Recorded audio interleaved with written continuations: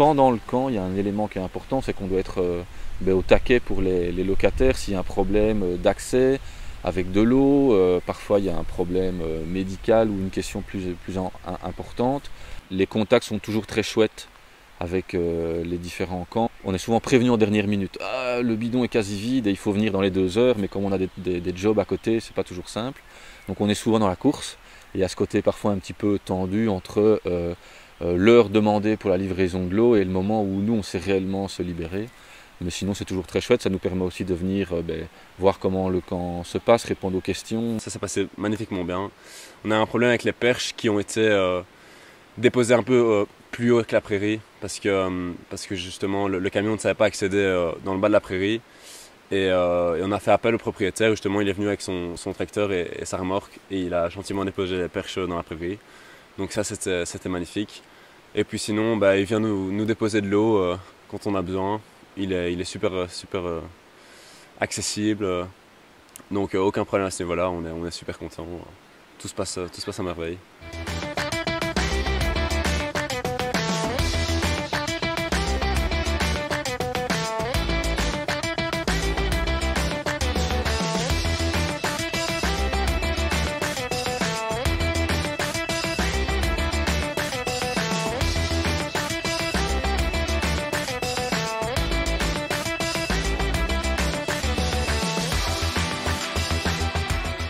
Souvent, ce qu'on cherche, c'est une prairie qui est fauchée, parce que c'est compliqué quand c'est pas fauché, qu'il y a des hautes herbes, des orties, etc.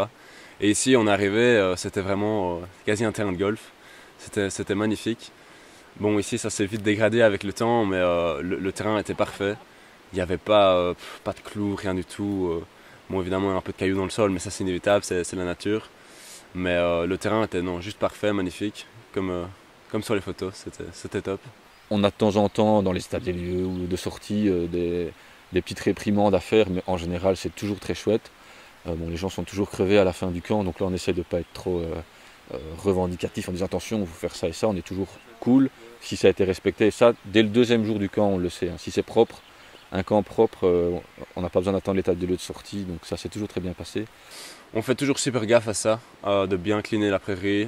On prend 1 jour, voire 2, pour vraiment faire des grands râteaux, tout déconstruire convenablement et être sûr de ne rien laisser traîner sur la prairie. Parce que simplement, on veut la laisser comme on l'a trouvée.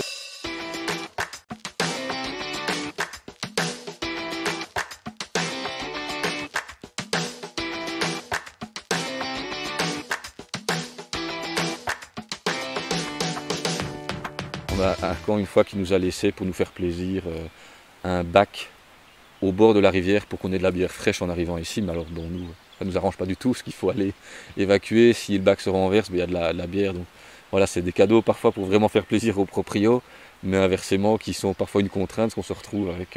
on a la même chose avec les palettes. Oh, on vous laisse les palettes, ça peut vous intéresser. Ou les perches.